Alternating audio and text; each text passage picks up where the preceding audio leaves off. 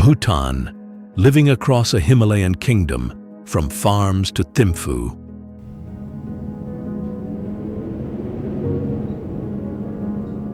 Workers maintain Taktsang, 900 meters above Paro's farms, despite its steep foot approach.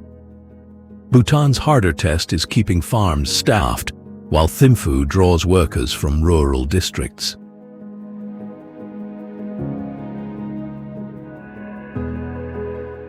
Bhutan's transformation is compressed into narrow valleys. Irrigation channels still feed red rice fields, while schools, government offices, and construction pull wages toward Thimphu.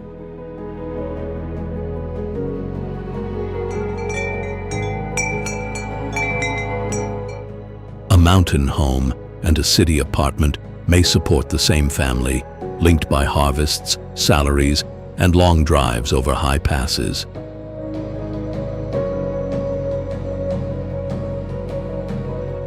I want to know whether those ties can hold as the capital expands.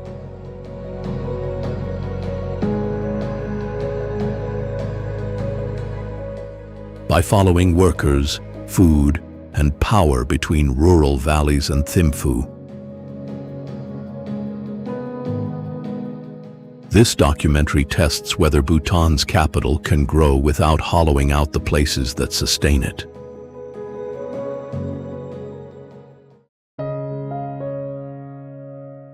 Bhutan's capital must keep expanding inside a valley with almost no spare ground.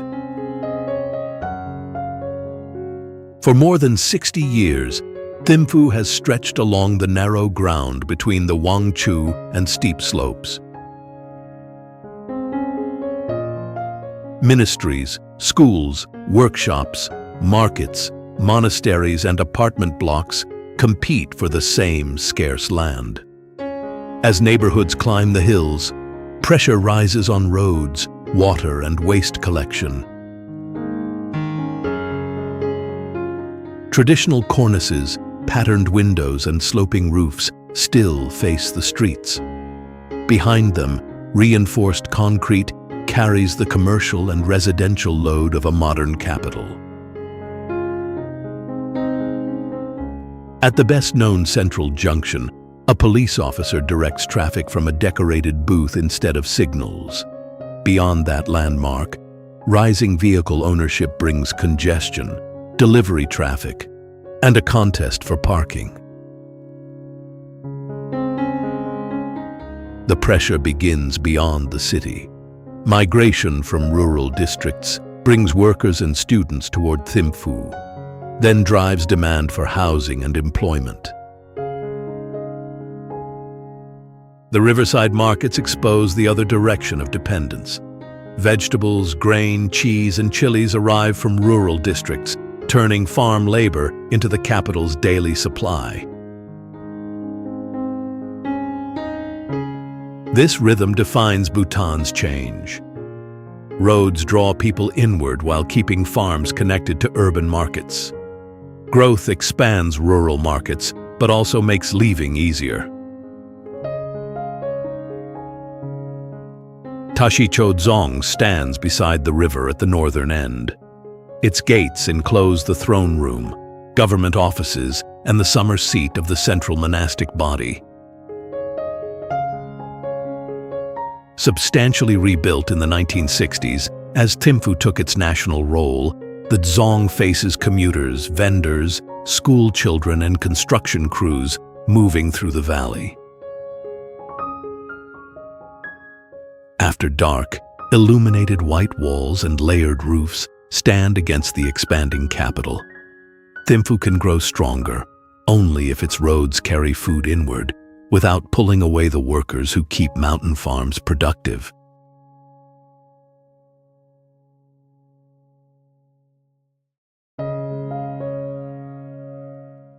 The gentler river in Punakha still carries enough force to reshape farms, expose gravel, and test a fortress built at the meeting of waters.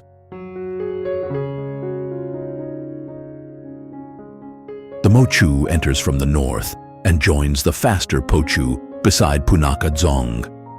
Below that point, one current continues as the Punakha Chu.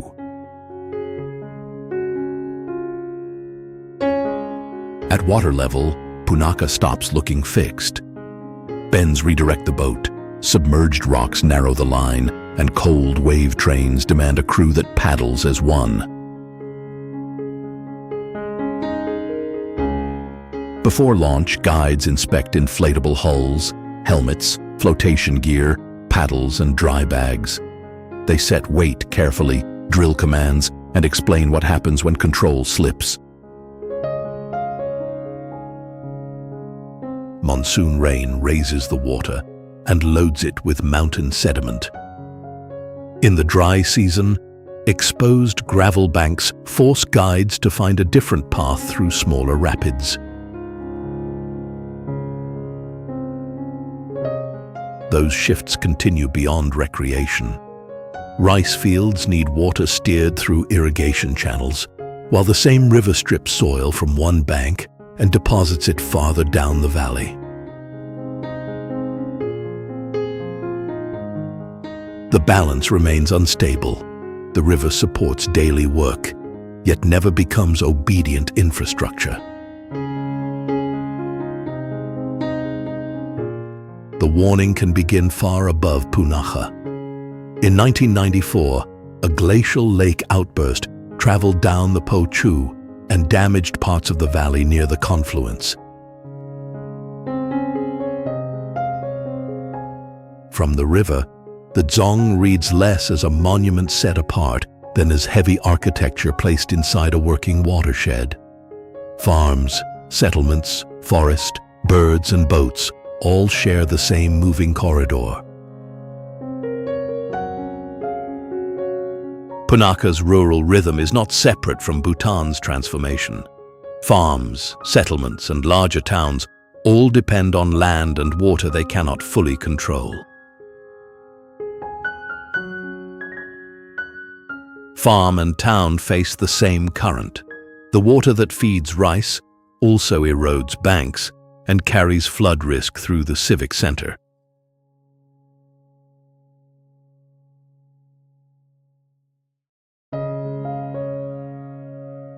Families above 4,000 meters work within limits set by Jomolhari, rising more than 7,300 meters. Jomolhari rises near Bhutan's northwestern border with Tibet.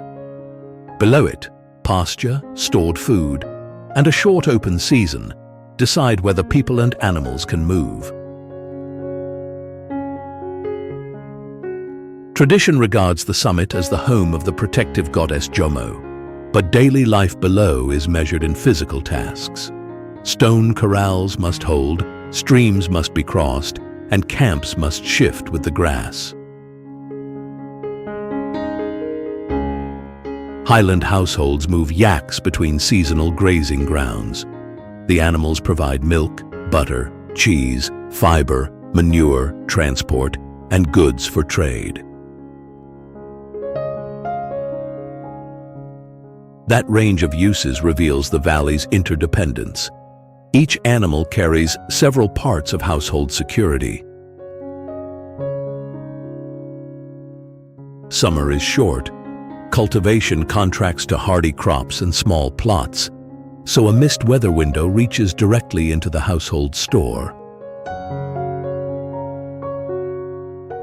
The route from Upper Paro commonly passes Sharna-Zampa and Soitang-Tangka before Jangotang, beneath Jomolhari. Beyond it, Lingzhi demands another crossing over high ground. At Nile La, thin air slows walkers, horses, and camp crews. Snow, wind, freezing nights, harsh ultraviolet light, and fast-forming clouds can close the route without warning.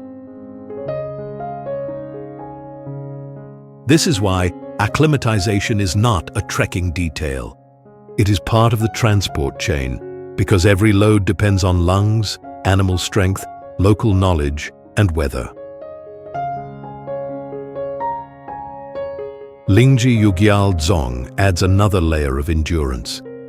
Established on a ridge in the 17th century to oversee a strategic border, it has required restoration after earthquake damage.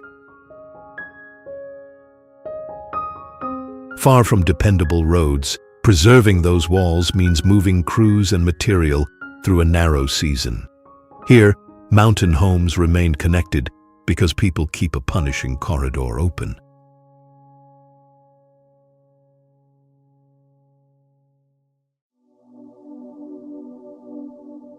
A new urban gamble is being planned, not among Bhutan's high peaks, but on a hot plain pressed against Assam. At only a few hundred meters above sea level, Gelephu faces monsoon rain and heat, with broadleaf forest, border traffic, and subtropical farms. That elevation changes the daily equation. Rice, areca nut, citrus, and vegetables grow here, but drains must clear intense seasonal rain before fields become waterlogged. For much of Bhutan's southern lowlands, malaria once restricted settlement and travel. 20th century public health campaigns made denser communities, new roads, and wider agricultural expansion practical. Gelephu now works as a transport hub. Markets, taxis, trucks, warehouses, fuel, construction traffic, and an airport. Assam lies beside it. Bhutan's interior rises northward. Northbound roads quickly meet folded foothills. Monsoon water cuts slopes, chokes drains, damages crossings, and interrupts food, labor, and building materials. Faster links give growers a larger market, while construction converts fields and offers wages farm households struggle to match. The proposed Gelephu Mindfulness City raises that pressure sharply. For now, the decisive evidence is not a finished metropolis, but surveying, construction, investment plans, and rising expectations. Every development plan here meets water and soil. Drainage, transport capacity, border commerce, and reliable jobs will determine whether growth supports surrounding farms or simply replaces them. Forests linked to the broader Royal Manas corridor provide routes for elephants and other wildlife across terrain increasingly divided by roads, farms, and construction. That contact can damage crops and press animal routes against vehicle traffic. Protecting the corridor is one of development's hardest physical limits. Gelephu brings Bhutan's rural and urban rhythms onto the same ground. Its transformation depends on keeping the road, market, farm, and forest inside one working border economy.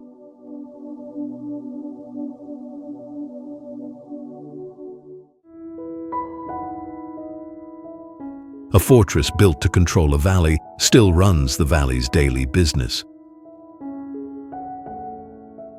Above the Paro, Rinpung Dzong holds district offices and an active monastic community inside massive walls shaped in the 17th century. Its name is commonly rendered as the fortress on a heap of jewels. The title sounds ceremonial. The structure is bluntly practical, occupying a terrace that once controlled movement through western Bhutan. Entry begins at Nyamai Zam, a covered cantilever bridge. Its enclosed timber passage forces movement through a narrow threshold between riverbank and fortress. Inside, steep stairs, thick walls, controlled entrances, painted beams, and guardian murals separate public authority from restricted space. This was architecture built to organize people as firmly as it resisted pressure. The old arrangement still works. District administration shares the compound with religious halls, kitchens, stores, courtyards, and monks' quarters. Government and monastic routine do not sit in separate historical displays. Below the walls, the Paro Chechu changes the same administrative ground. Masked dances, musicians, observances, stalls, and a large sacred textile draw communities from across the valley. Farms and settlements do not merely supply a center. They also return to it for ceremony, administration, exchange, and shared memory. Higher on the ridge, Taktsang completes the controlled geometry. The circular watchtower was built to guard the fortress and its approaches, then adapted in 1968 as the National Museum. Ritual objects, tankas, masks, textiles, household material, and natural history specimens now bring Bhutan's regions into one guarded building. A former lookout has become a national store of evidence. That conversion created quieter engineering demands. Fragile paint and cloth require controlled light, humidity, storage, and steady conservation inside a historic mountain structure. Across this ridge, valley communities and public authority remain connected because old buildings still carry modern work.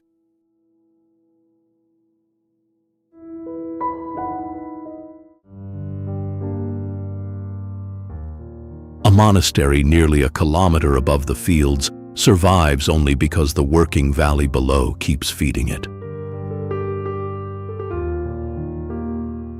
Taktsang stands at about 3,100 meters, fixed to a cliff nearly 900 meters above land, cultivated around 2,200 meters. On the valley floor, red rice, buckwheat, barley and apple orchards compete for the flatter ground beside the Paro Chu.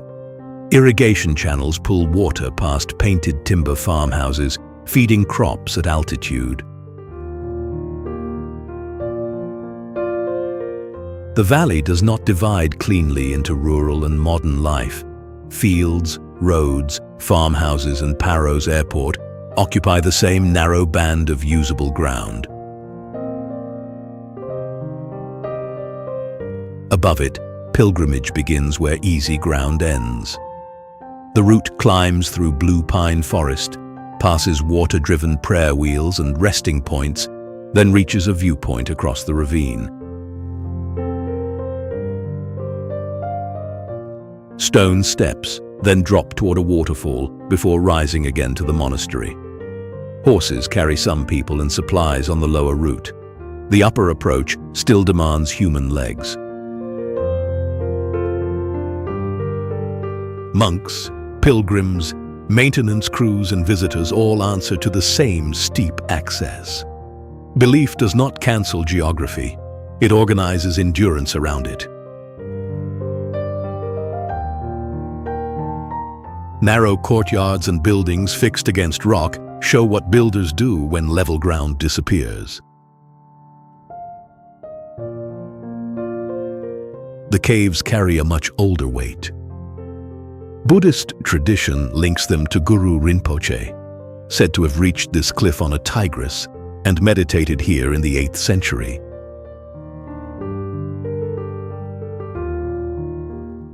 Founded in the late 17th century, the monastery was reconstructed after a major fire in the late 1990s. Survival at this height requires skilled hands and repeated climbs. What stands out is the exchange between cliff and field. Workers and supplies climb, while pilgrims and traffic move through the valley. That close fit makes Bhutan grounded and compelling. The kingdom's transformation depends on preserving it.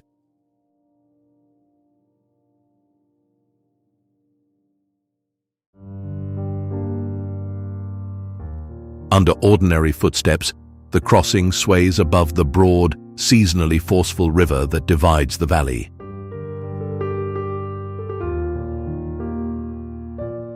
The Punakha suspension bridge spans roughly 160 meters across the Po Chu, linking the Dzong side with paths toward Shengana and scattered settlements.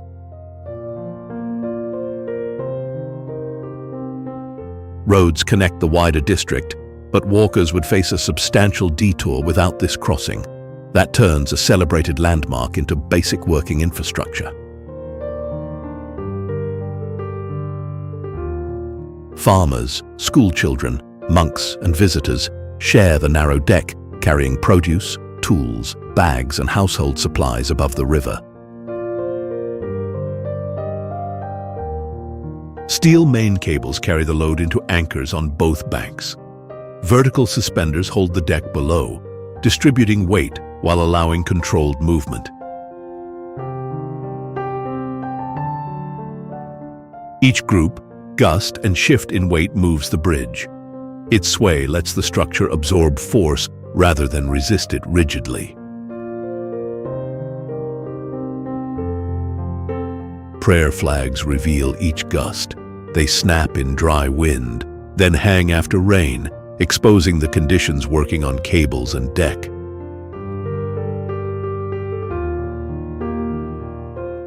Below, the Po Chu changes character with the season. Winter can expose pale gravel bars and divided channels. Summer monsoon water runs deeper, faster, and thick with sediment.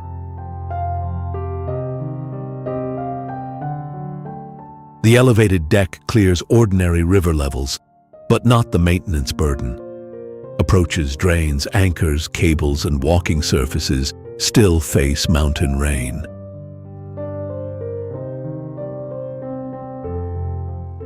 The bridge's real scale lies in the time it saves. A modest strip of steel keeps homes, fields, schools, and religious life connected. One route leads toward Punakha Dzong and the Mo Chu confluence. The other reaches fields and settlement paths. The span binds civic and rural life at walking speed. That is why Punakha's village rhythm remains close to its civic center. One flexible bridge keeps everyday Bhutan from being divided by a seasonally forceful river.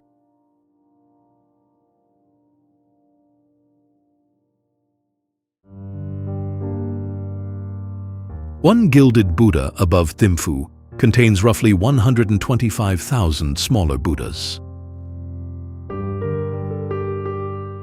The bronze figure rises about 54 meters from Khwensel Phodrang, dominating the forested ridge above southern Thimphu. Completed and consecrated in 2015, Buddha Dordenma turns modern patronage into a massive engineering task. Its outline, visible across the capital, encloses meditation halls and ranks of individually cast sacred figures. The hidden scale changes the monument.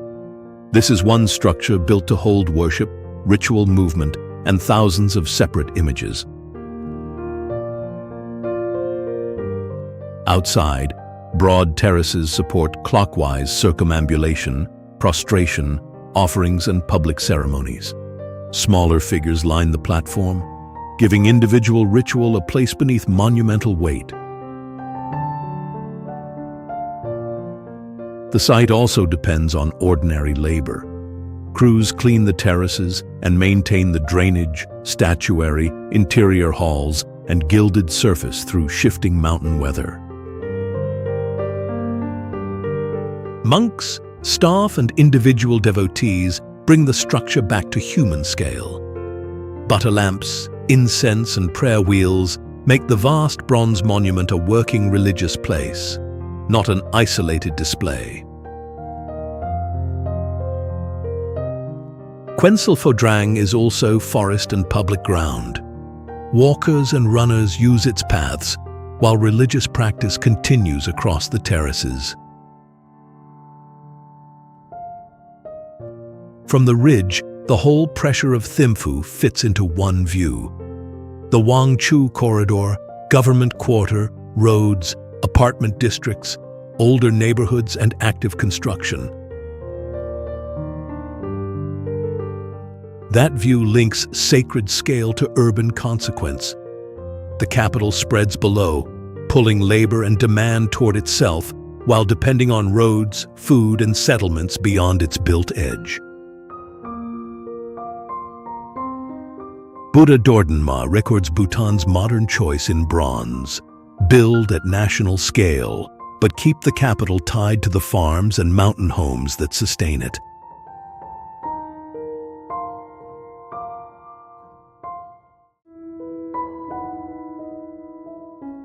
The main road out of Bhutan's capital runs straight through a national memorial.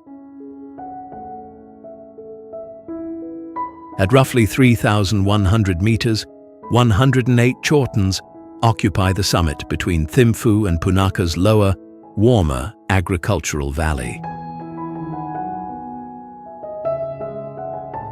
Dochula is therefore not an escape from movement. Buses, taxis, delivery vehicles, road crews, pilgrims and tourists all squeeze through the same high crossing. The road climbs through cool forest from the capital, then drops toward warmer farmland. Across this pass, the capital and agricultural valley are tied to one strip of pavement. The 108 chortens were commissioned by Queen Mother Ashi Dorji Wangmo Wangchuk and completed in the early 2000s. They honor Bhutanese soldiers lost during Bhutan's operation near the southern border in 2003. Their number also carries Buddhist ritual meaning, so national memory takes a form rooted in Bhutan's religious landscape. The rings stand ordered, while engines and clouds keep shifting around them. Nearby, Druk Wangyal Hakang places Buddhist figures, the monarchy, soldiers, and contemporary history inside one visual field. Memory is built into an active corridor, not set apart from it. Weather can erase the pass's scale in minutes. Clear winter mornings reveal a line of high Himalayan summits, including Gangkar Puensum. Fog can remove the entire horizon.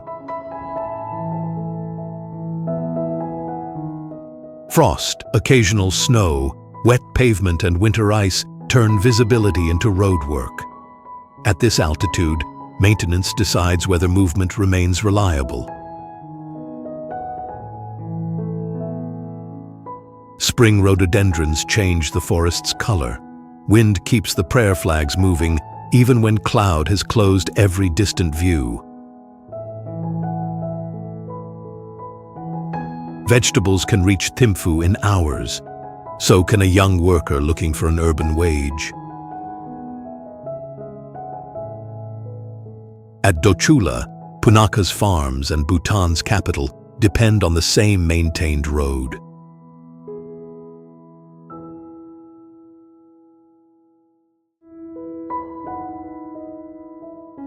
The name promises 1,000 lakes. The crossing demands nearly a week of labor above the farms south of Thimphu.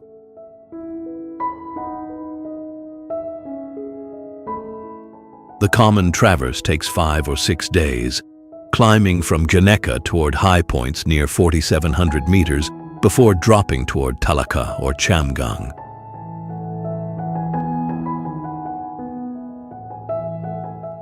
It begins where cultivated ground and forest still support settled life. Then permanent shelter thins out, and every useful object must be carried into exposed country. Tents, food, fuel, cookware, animal feed, and weather protection move by porter or pack animal. Nothing arrives casually at 4,000 meters. Labatama often becomes the working base. From there, routes reach Relitsho, Hensho, Setsho, and Jagetcho, cold lakes held in shallow basins of rock, grass, and saturated soil.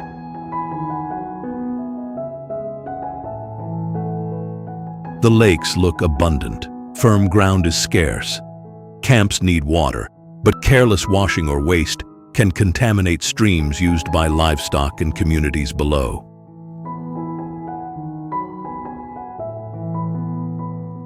Weather changes quickly. Fog erases the next ridge. Hail, wet snow, mud, wind, and strong ultraviolet exposure turn route finding, dry equipment, and shelter into immediate work.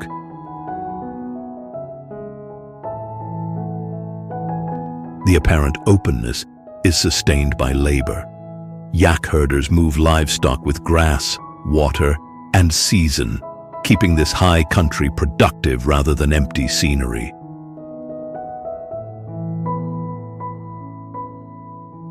Its margin for error is narrow. Alpine plants grow slowly, wet soil cuts easily, and poorly placed camps, litter, trampling, or fishing pressure can remain after the trekkers leave.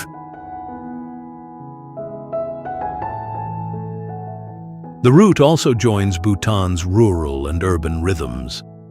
One end rises from farms, the other descends toward the capital's side of the mountains.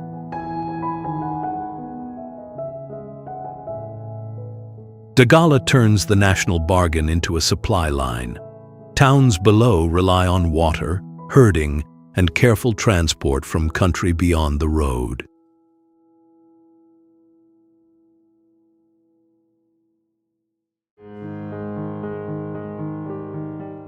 Ki's fortress-like walls command the slope. Its food still begins on a narrow strip of irrigated soil far below. Ki Monastery stands at roughly 4,100 meters above the Spiti River, the valley's largest monastic institution under a dry, high-altitude climate. Its mass was not drawn as one symmetrical block. Prayer halls, monk cells, kitchens, stores, passages, stairs, and terraces accumulated up the slope through repeated rebuilding. Repeated damage from conflict, fire, and earthquakes forced the complex to be rebuilt. The result is compact, layered, and defensive, shaped by endurance rather than display. The walls answer the climate directly. Thick whitewashed walls and small openings reduce exposure to cold and wind, while flat roofs create working ground for drying, storage, and maintenance. That roofline marks a sharp difference from Bhutan's pitched roofs and rain-driven drainage. Spiti must conserve timber, resist dry cold, and prepare for seasonal isolation. Inside, the Gelug institution carries more than ritual. It preserves manuscripts and thankas, teaches, hosts debate and collective prayer, and keeps assembly rooms working through the year. A monk's day is physical as well as religious. Texts must be studied, butter lamps prepared, rooms maintained, visitors received, and water or supplies carried through passages. Winter planning begins long before snow closes the easy routes. Food, fuel, storage, and repair become part of the monastery's ability to continue teaching and worship at altitude. Below the walls, irrigated plots, villages, roads, and the Spiti River expose the dependency. The monastery commands the slope, but communities feed it, supply it, and connect it. That is the parallel with Bhutan. A commanding religious structure still rests on rural labor. At Ki, walls, roads, farms, and households must carry the altitude together.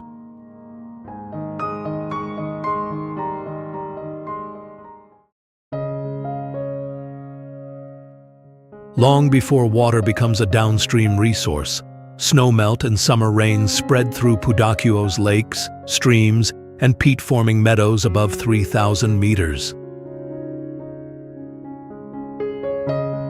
This is not empty scenery.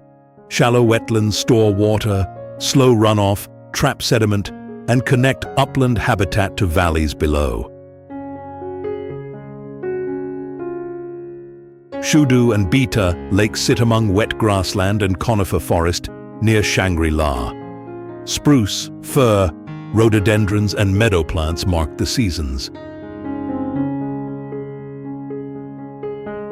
Winter rims the lakes with snow. Spring saturates the soil. Summer brings rain and heavier traffic. Autumn shifts the forest before cold returns. The same meadows also carry livelihoods. Yaks and horses graze across the wider landscape, while nearby Tibetan communities depend on land conservation must protect. That overlap is the central constraint. A protected boundary cannot erase pasture, transport, settlement, or the need for local income. Pudakyuo answers with controlled movement. Boardwalks and shuttle vehicles channel visitors along set routes rather than opening fragile ground to unrestricted traffic. That reduces trampling in some wetlands, but concentrates pressure elsewhere. Noise, litter, queues, waste, and water quality concerns gather around stops and service points. The park runs on labor. Rangers, drivers, cleaners, maintenance crews, guides, and tourism workers hold the line between access and damage. The ground gives little margin for error. Saturated soil is vulnerable, alpine plants recover slowly, and repeated traffic disturbs wildlife. For Bhutan, the comparison is direct. Protected valleys and highland grazing lands have to support villages, jobs, roads, and visitors without weakening water and pasture.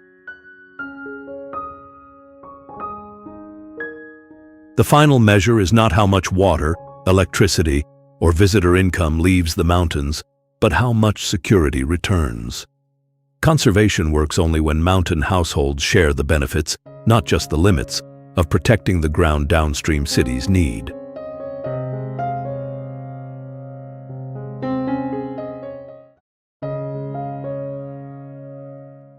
Almost no level ground remains beneath Larunggar's temples. Thousands of red residences fill the slopes around them. At roughly 4,000 meters, thousands of compact red residences climb the slopes around larger temples and assembly halls.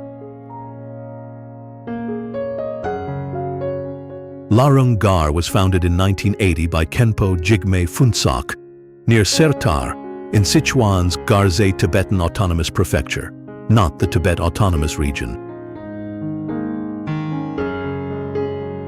It grew into a major center of Tibetan Buddhist study, where monks and nuns pursue philosophy, logic, scripture, debate, and ritual. Yet scholarship alone cannot hold this valley together. Every lesson depends on stairs, footpaths, kitchens, shops, electrical lines, water pipes, waste collection, and medical access. Food and heating supplies must climb into severe winters. Snow does more than cover the settlement. It exposes the tight geometry imposed by altitude and scarce ground. At night, electric light traces the routes that keep the academy moving. The religious center operates with the daily demands of a dense, high-altitude town. That concentration also carries pressure. Timber buildings, narrow passages, and restricted vehicle access raise fire risk and make any emergency harder to reach. The scale can look like uninterrupted expansion, but that reading is incomplete. Since 2016, demolitions, resident removals, reconstruction, tighter management, and access restrictions have been widely documented. Power occupies mountain space differently here. Larungar concentrates education and housing in one regulated valley. Bhutan distributes monastic and government authority through regional dzongs. Both models bind religious life to roads, labor, food, and administration. Neither runs on devotion alone. Against Larungar's concentration, Bhutan's dispersed institutions survive through daily exchanges of food, labor, and authority along long roads.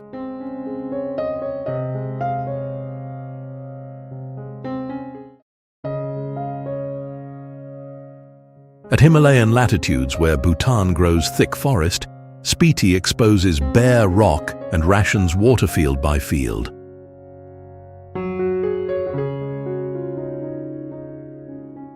Much of the inhabited valley stands between roughly 3,000 and 4,500 meters in a high, cold desert where the Greater Himalaya blocks most summer monsoon rain.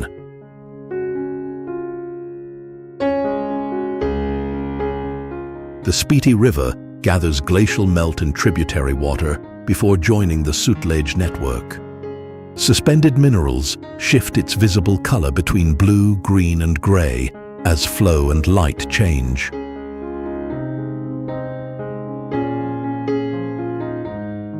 That color can hide the harder fact. Every crop depends on controlled meltwater. Channels divide the limited supply among terraces of barley, peas, potatoes, and other short-season crops.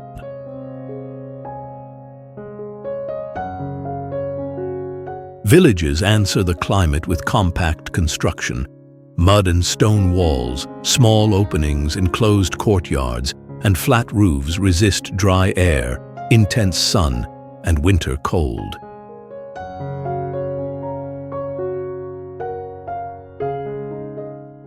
Access is another engineering contest.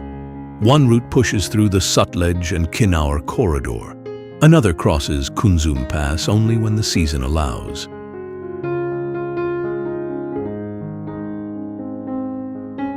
Road crews cut ledges into unstable cliffs, then return after washouts, rockfall, and falling debris. A single closure can stop vehicles, fuel, and building supplies at once.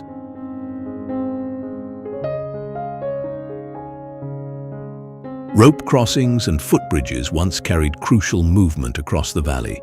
Steel suspension bridges and roads now govern access to markets, schools, clinics, fuel, and construction material.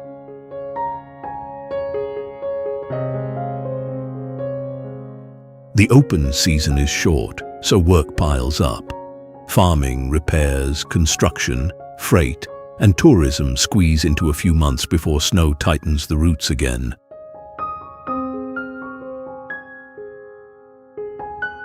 In Spiti, a reopened road can deliver fuel and building supplies, then carry scarce workers toward larger towns before the short season is over.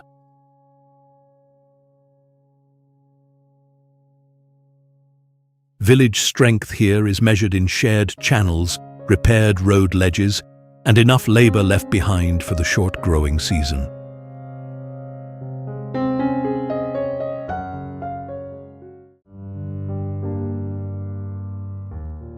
Bhutan converts the Jinsha from a mountain river into a 16-gigawatt power source for distant cities. Its concrete arch rises nearly 300 meters between Sichuan and Yunnan. The structure does not hold the reservoir by weight alone. Its double curve drives much of that pressure sideways, deep into the gorge walls.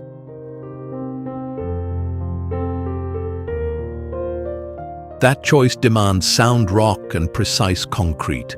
The dam and mountain carry the load together.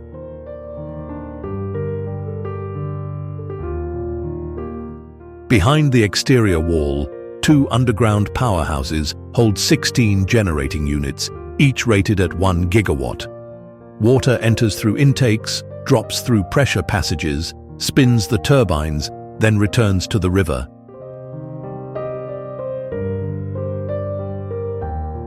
Inside are corridors, cranes, ventilation shafts, control rooms, and inspection routes. Crews and machines keep the visible wall useful. Even releasing water becomes a major engineering test. The flow must shed enormous energy without damaging concrete, shaking equipment, or scouring the channel below.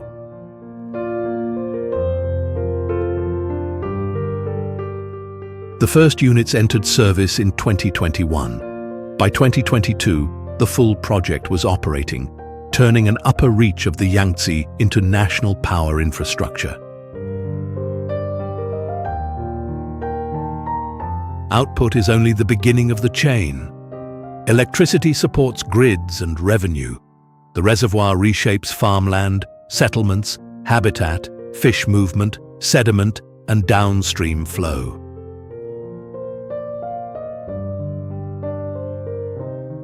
The trade-off reaches Bhutan, where mountain rivers fund roads, wages, public services, and a stronger capital, though at far smaller scale.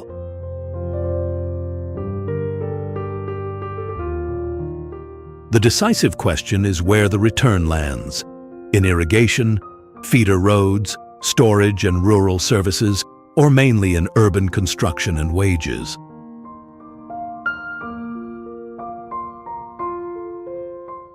Bhutan makes the bargain impossible to hide. Once a river becomes infrastructure, every megawatt carries a claim on land and labor. Bhutan's transformation will hold only if hydropower wealth strengthens the farms behind the capital instead of emptying them.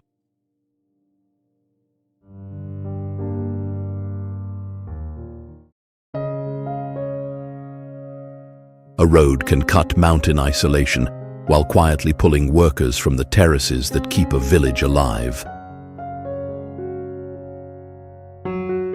At nearly 2,000 meters, Gandruk stands in Nepal's Annapurna region, facing Annapurna South, Hunchuli, and Makaputre, and joining trails toward Annapurna Base Camp, Gorapani, and nearby villages.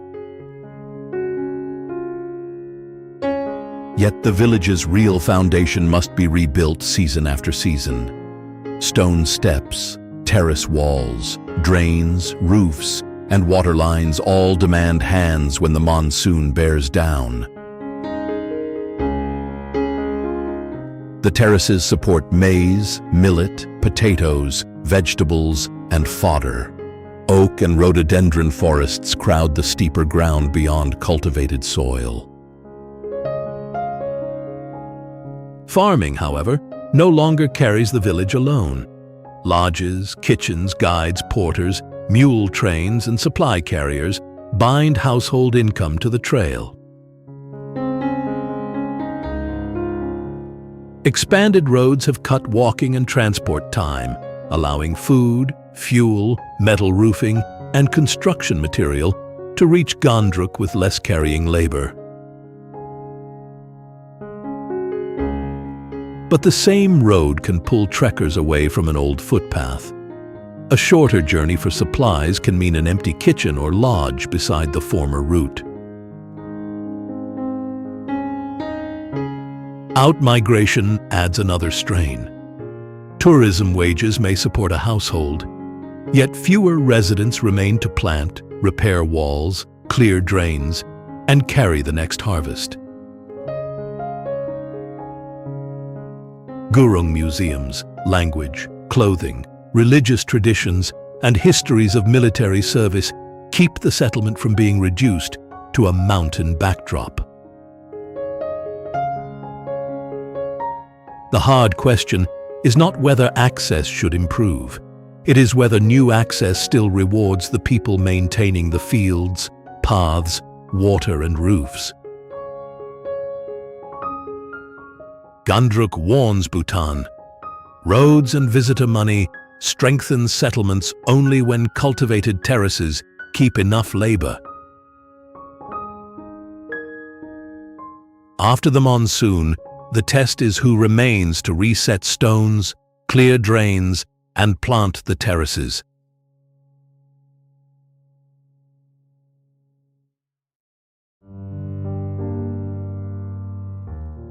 A sacred hill that once stood apart from Kathmandu now rises inside a city pressing against every slope.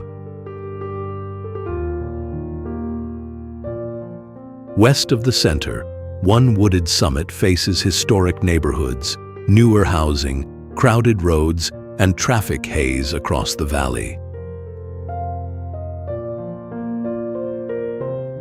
Swayambhunath forms part of the Kathmandu Valley's UNESCO-listed monuments, but it carries an older account. Tradition says a self-arisen light appeared when the valley was a lake. In that account, Manjushri opened a passage through the hills and released the water. The sacred story begins with a hard physical act, cutting an outlet through the land. At the center, a white dome carries a gilded cube, the Buddha's painted eyes, and a 13-tiered spire. The design turns belief into mass, height, and geometry.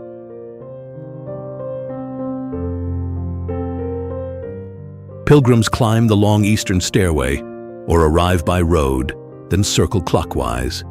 Prayer wheels, butter lamps, vendors, shrines, and monasteries compress worship and trade into one crowded summit.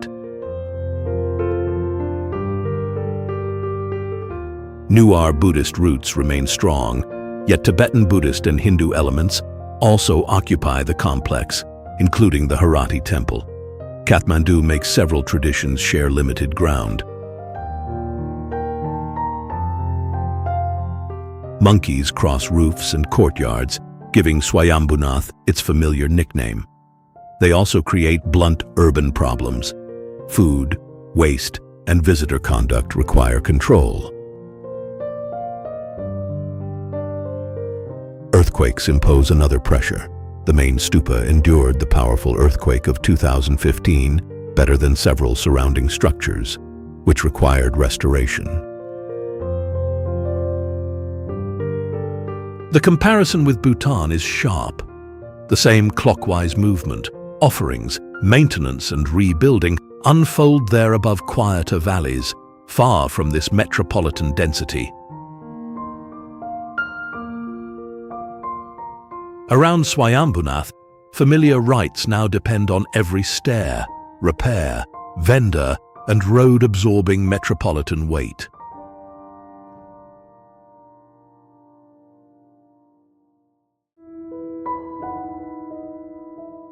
Peach blossoms suggest stillness, but the villages beneath them are being pulled into a much faster regional economy. In southeastern Tibet, new roads, bridges, communications, and the Lhasa-Nyingchi Railway, opened in 2021, have shortened journeys to markets and visitors. Nyingchi differs from the dry Tibetan interior. Monsoon influence supports forested valleys, wetlands, river terraces, and orchards below high snowy ridges. Villages occupy tributary valleys within the Yarlung Changpo network, where flatter ground and available water support barley, rapeseed, wheat, vegetables, livestock, and fruit trees. The peach bloom lasts briefly, but orchard work fills far more of the year. Trees need pruning, irrigation, pest control, harvesting, packing, and transport. That labor turns a celebrated spring landscape into food and income. It also exposes farms to a tourism season concentrated around one highly visible moment. Modern materials record the shift at household scale. Bright metal roofs protect Tibetan house forms, painted facades, courtyards, and farm outbuildings from a wet mountain climate. Beyond the homes, electrification and communications move information and trade faster. Roadside businesses, lodging, produce vehicles, and construction follow the new corridors. The engineering gain is substantial, but the terrain still collects its price. Heavy rainfall brings flood, erosion, and landslide pressure against steep roads and riverbanks. Each stronger link widens the market for fruit and farm goods. Each also increases construction, visitor demand, and the pull of larger settlements. This is where Nyingchi sharpens Bhutan's dilemma. Better transport can sustain a village, yet it can also speed the movement of labor and spending away from farms.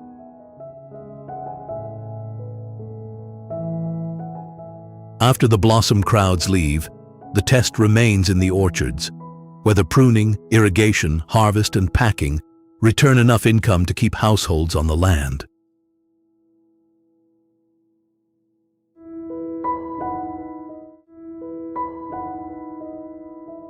One high ridge has to serve as pasture, shrine, road, and workplace at the same time.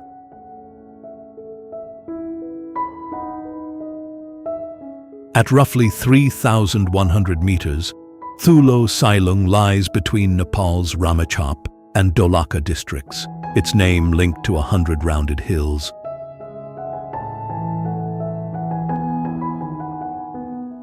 That scale can look open and generous, yet the grass is working land, and every route across it must withstand altitude, rain, snow, and constant use.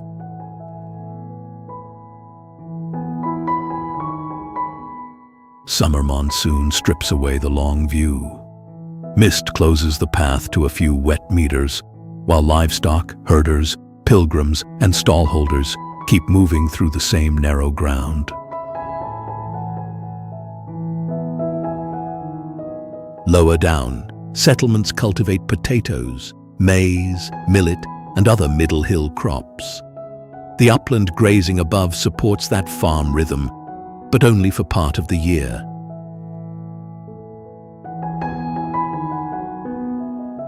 Spring reopens the grass. Monsoon water saturates footpaths and cuts into the soil. Winter snow can close access. Autumn brings the clearest reach across the hills.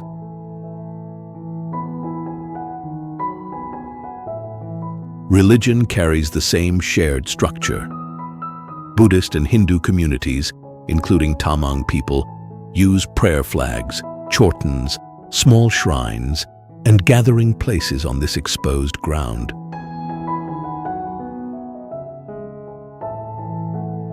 No dominant monastery controls the summit. Worship is dispersed, so the mountain itself must hold overlapping customs, seasonal work, and public movement.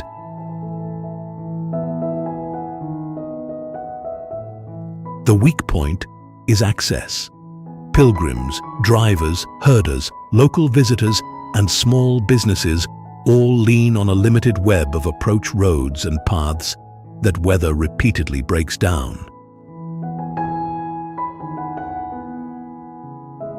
Sailung strips the romance from high ground. A road can open markets and services while adding traffic to land already carrying food and livestock.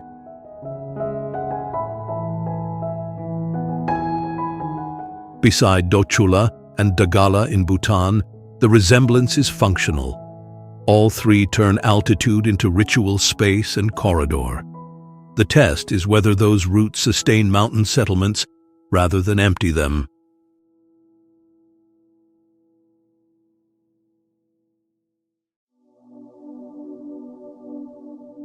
For much of the year, prayer marks the crossing, but no vehicle can use it. Kunzum rises to roughly 4,500 meters between Batal and Losar.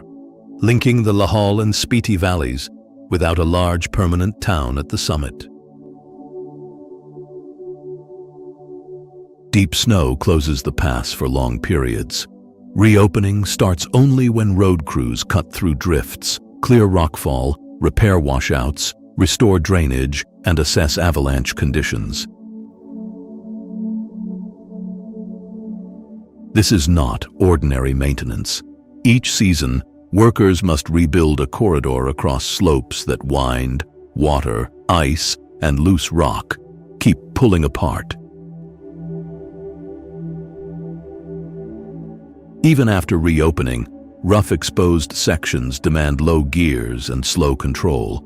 Fuel, medical help, and mechanical support may remain far beyond the next bend. Vehicles answer with low gears and slow control. Dust, stream crossings, vibration, and sudden losses of visibility turn a short distance into sustained mechanical work.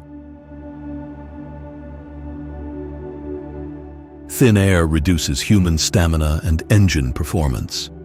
It also makes road labor harder, while fierce wind drives the effective temperature down within minutes. At the summit, Chortens and the shrine of Kunzum Mata impose a different pause. Drivers and passengers traditionally stop or make a clockwise circuit, seeking protection before continuing. The ritual is not decoration added to the road. It is a practical acknowledgement that transport here depends on judgment, restraint, weather, and collective labor. A side route from the Batal area leads toward Chandratal, adding trekkers, campers, and seasonal tourism vehicles to an already thin supply line. The contrast with Bhutan's Dochula is sharp. Both join prayer to traffic, but Dochula is a major paved corridor. Kunzum must be reclaimed from snow and unstable slopes. Before any market feels near, crews must reopen the route, drain by drain, rock by rock, cut by cut through snow.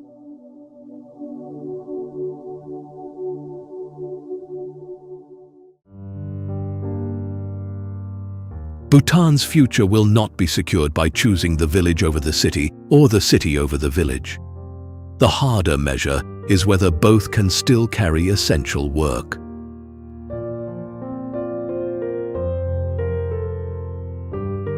Farms need hands, water, roads, and buyers. Thimphu needs housing, power, food, and room inside a valley that cannot widen.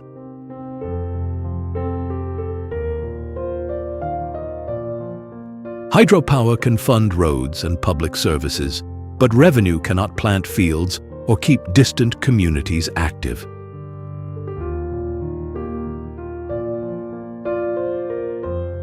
I judge Bhutan's progress by whether rural districts remain viable places to work and raise families. That standard reaches beyond one kingdom.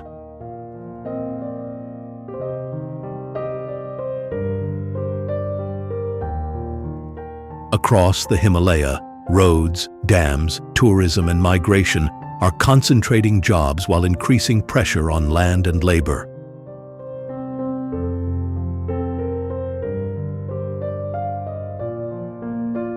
Bhutan now faces a defining test of this era, whether national growth can strengthen the capital without reducing the countryside to scenery.